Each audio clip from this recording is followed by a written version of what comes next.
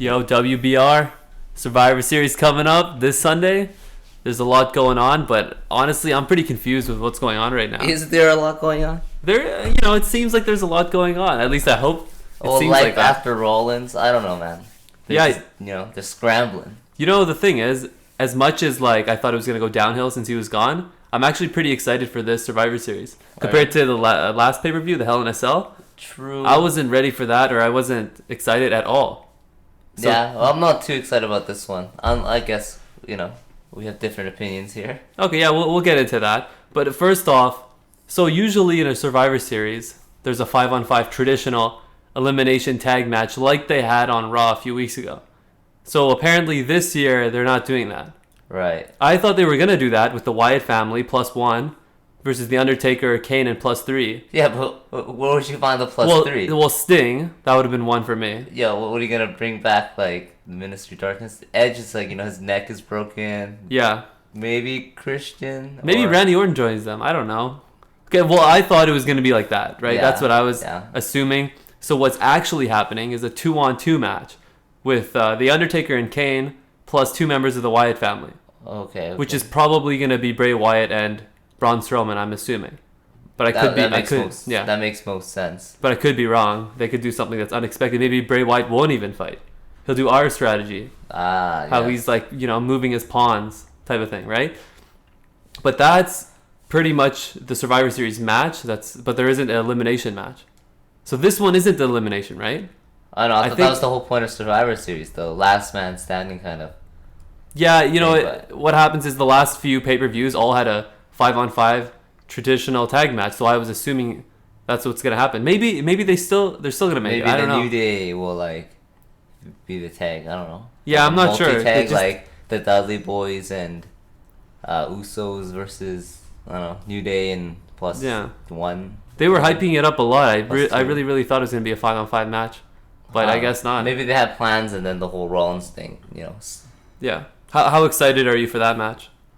I mean, it really depends on the result, I guess. If Bray Wyatt gets buried, then 0, because what's the point? But what if he doesn't even get chosen to fight? What if he picks Braun Strowman plus, let's say, not Luke Harper, but actually, fine, Luke Harper. Let's say it's those two. I guess, but Undertaker would probably just win. Yeah, but then there'd have to be some kind of interference to make it viable, I guess. Yeah. They should seriously make Bray Wyatt and Braun Strowman versus them and win clean. Clean? Yeah, they should do that. Yeah, just get rid of the Undertaker and Kane. Then what are you going to do for the next Raw? It's to fill out the time slots. It's like, if Bray Wyatt talks for another 30 minutes, nobody's going to verse him because they have no talent. Yeah, but let's say that, the other way happens.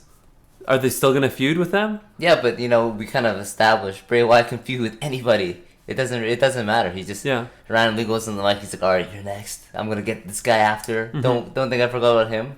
It doesn't really matter for him. That's kind of his power, but also it makes him illegitimate in a sense because he hasn't won a match clean in I don't know. Do you remember the last time he won clean? I honestly don't. In a marquee match, obviously, yeah. Okay. Even in a basic match, I don't remember the last time maybe Bo Dallas. 8 months ago or something. I don't even know. It's hard to make him scary when he never wins. Yeah, that's a huge problem that the WWE does. They should just spend 1 or 2 Raws making him beat somebody clean, even if it's a nobody. Yeah, beat Stardust. Who cares? But before they tell the narrative, there's a power struggle. 1 week, the good guy wins. The next week, the bad guy wins. So the bad guy wins 2 weeks in a row. Yeah. And then the last week before the pay-per-view, the good guy triumphs going into the pay-per-view. But it doesn't seem like that, right? It's just... They just lose. They just lose, basically. Yeah, and the only time they have Raw is kind of different. Not really, though. But the only time they have the leg up is when it's not during an actual match. They have, or somebody else has a match, and then they come after and beat them up. Yeah, but they don't actually win. Was this Raw even supposed to be a leg up? He takes over his minions, and then Kane and Undertaker take them out in 2 seconds. He opens his arms as if it was a big thing. It's I'm not sure. It's interesting to see. I'm a little bit excited for it, but to be honest, I think Undertaker and Kane are just going to win. Bury Bray Wyatt, maybe recycle his gimmick because no one is afraid of them right now because of how they're booked. I'm only excited if there's some kind of swerve to the match. Okay. Such as, how Bray Wyatt is doing all this thing, he can take over people, that's his whole persona. What if The Undertaker does the same thing, but he takes over Braun Strowman. That would be really interesting. Or they do kind of switch, right? Like, Bray Wyatt thinks he has an ace in his sleeve. He takes over Kane, as in he owns the soul. The Undertaker's no. He takes Braun Strowman. Then the match becomes Undertaker and Braun Strowman versus Kane and Bray Wyatt. Something random like that. The problem with the WWE is they're not open to new and like kind of intelligent good ideas. Yeah, their ideas are really predictable. They like that for some reason because they're really safe. I think they're so concerned about the ratings. It used they to don't want to be, do anything left field too. Now it's a lot more formulaic than it used to be. I think before you have a lot of things that are outside the ordinary and people like that. But enough of that about that. Now we gotta transfer over to the tournament, right? They're doing the semi-final match, which is... Oh, I'm sorry, Roman Reigns' tournament? Yeah, Roman Reigns' tournament. It's him versus Alberto Del Rio, right, in the semi-final match. And then the other one is Dean Ambrose versus Kevin Owens. And then they're going to have the finals during that same night. That's kind of interesting. I guess I'll leave it to you first. What's the result that you would most like to see? Not the most likely result, but what would you like to see? What I would like to see... is Roman Reigns lose. So basically, how did I know? So basically, like any of them win. But I have been doing my research. I have been looking at, talking to my sources, and there's apparently something that's going to happen. You notice that the bracket, it's going to be Roman Reigns versus Alberto Del Rio. Roman Reigns is going to win. Is he? Okay. He's going to win. Sure. And then it's going to be Dean Ambrose versus Kevin Owens. According to my sources, Dean Ambrose is going to win. Ooh. And it's going to be Dean Ambrose versus Roman Reigns. And you know how there's no main heel anymore? Right. Seth Rollins is gone? Yeah. So Dean Ambrose is going to be the bad guy. Yo, I was saying that last pod. Yeah. If they do that, it's 100% proof they're just stealing my ideas now. They are. Like, they're listening to our podcast. It's the hottest one out right now. True. Who can blame them, right? Do people listen to First Take now?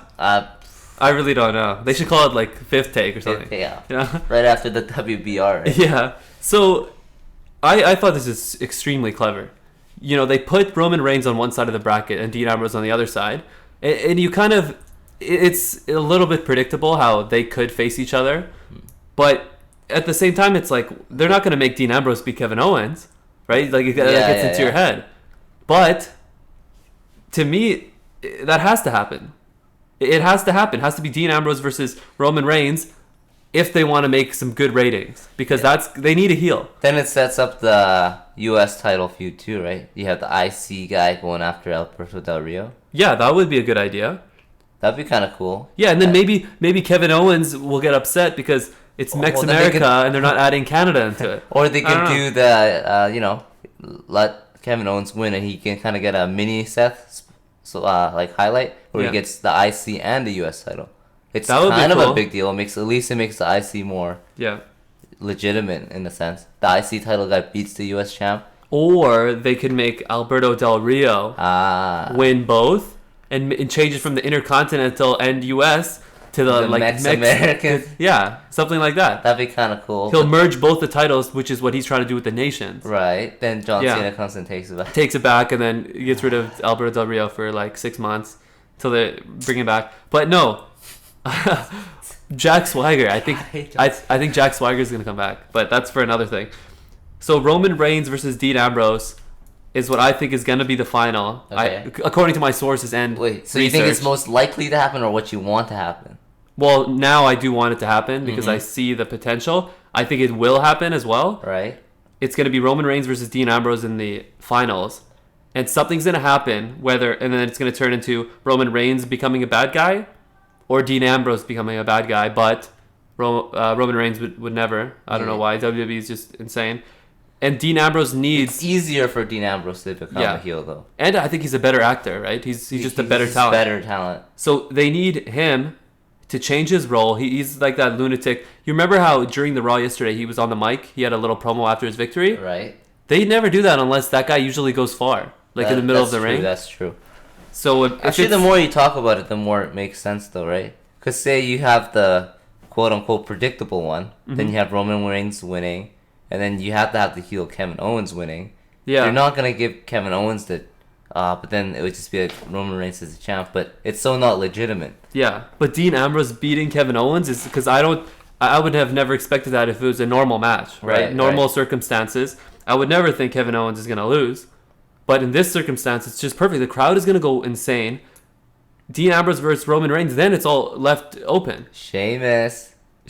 Yeah, they haven't mentioned him in a while. He could easily... He wasn't even in the Raw. I think they want people to forget.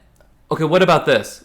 Roman Reigns wins clean, right? Against Alberto? No, against Dean Ambrose in the finals, right? Because WWE wants him to win. Everybody wants him to win for some reason. Then he gets screwed over again by Sheamus? By Dean Ambrose. After the match, they're about to handshake. Yeah. And then Dean Ambrose beats him up. He brings a chair, beats him down, and then Sheamus comes and catches it. Okay? Because Dean Ambrose, I think he's going to have to turn heel.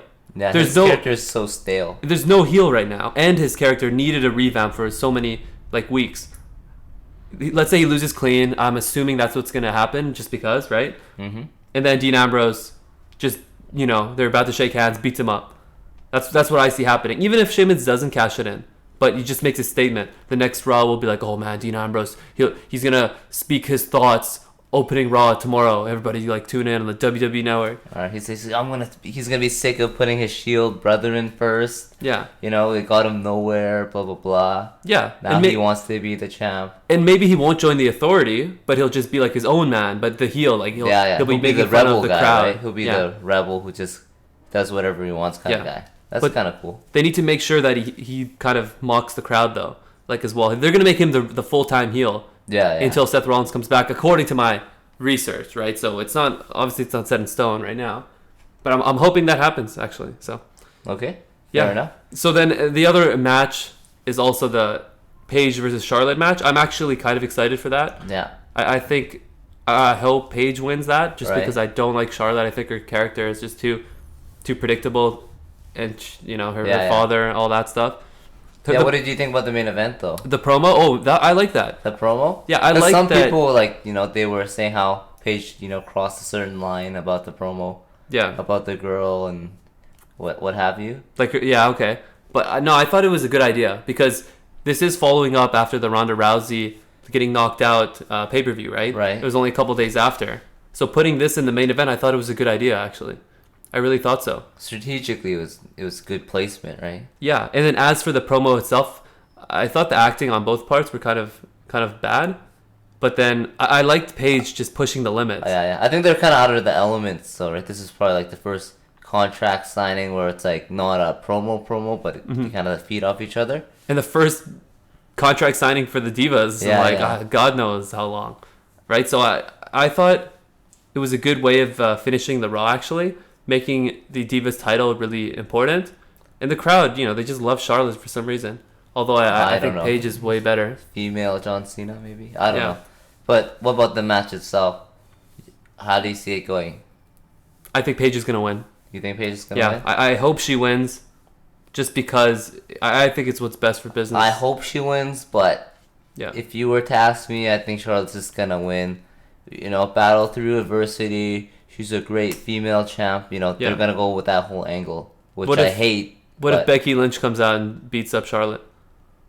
Wow. Yeah? That'd be something else. Yeah. If that happens, wow. That would be really interesting. But, there's a lot to be said. I really thought the Raw and this pay-per-view could be really good. I think the potential is high. It has potential if they book it in a way where it's smart and there's a lot... it's not... the basic result that you'd expect. They got to put a lot of swerves, but I don't know how much of a risk WWE wants to take, since their poster boy Seth Rollins is injured. But I feel like they need to take risks to increase ratings and to put certain superstars over. But, as history has shown recently, they're super safe about it. Yeah. Yeah, I think so too. To me, the actual pay-per-view isn't as important as what comes afterwards. Let's say the match itself, like the pay-per-view match, like the main event or whatever for the championship, is not that good of a match, right? But it sets up the following Raw or the following two Raws, puts ideas in people's heads.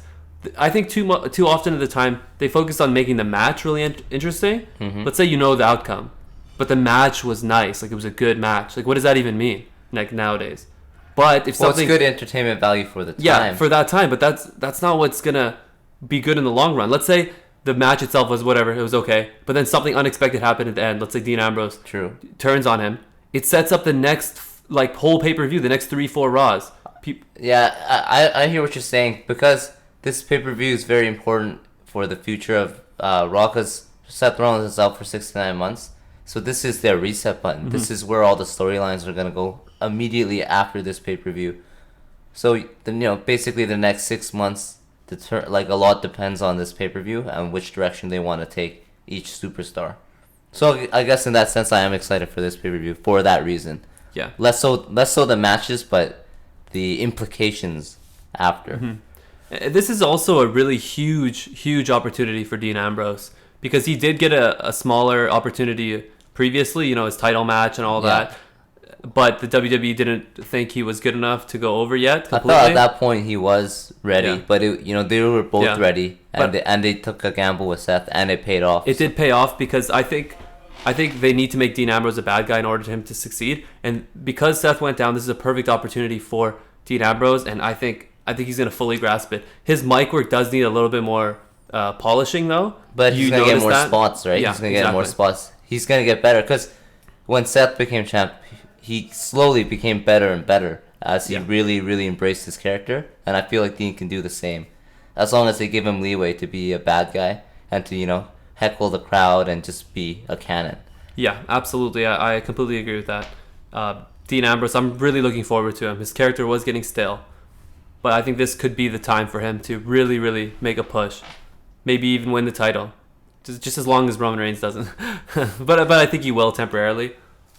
But I mean, even if he does, and he does do a heel turn, then it's an interesting storyline for the next foreseeable future.